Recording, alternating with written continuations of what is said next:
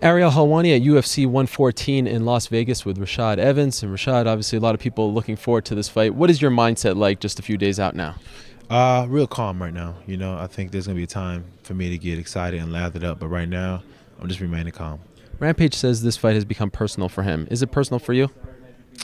No, nothing's personal, man. It's even though I don't like him, we said some things. I'm going to go in there and fight like I normally fight, or um, better than I normally fight, just because it's going to be about just having fun for me. So by him saying that it's personal for him, not for you, do you feel as though you sort of won the mental portion of the lead up to the fight? Of course, he's bothered about it. It's personal. I'm gonna go and hurt him. All that craziness. For me, it's part of the fight, man. I mean, if he didn't want to have this and get bothered by it, then he should never stop talking. I like to talk. You mentioned we've talked about the race thing before and how this is the first time that two African Americans are main eventing a UFC pay-per-view.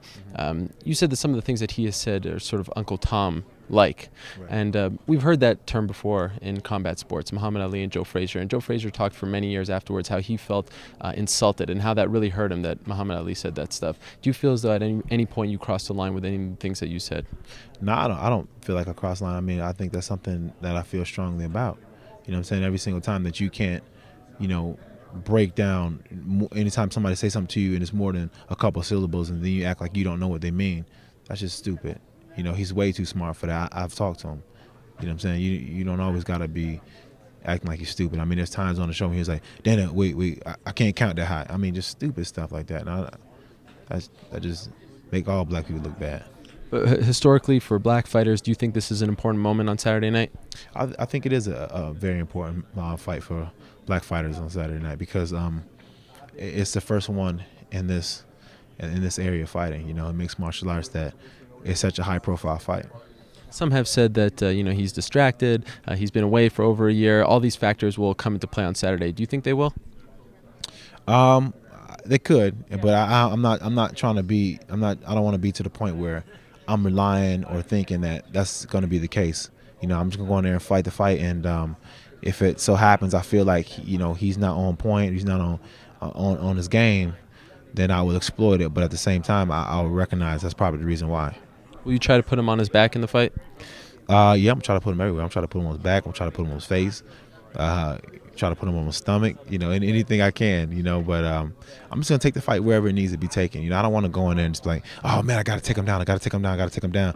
I think with my Thiago fight, I was just trying to ground and pound too much. I really got into a lot of bad habits as far as just standing up a little bit too long and just going into other people's game plan. I really wanted to mentally force it on myself to just go out there and get as many takedowns as I can. Dana White has said that the winner of this fight is going to receive a title shot. How do you not think about that going into this big fight for you? Well, there's probably a 230-pound reason why not. Yeah.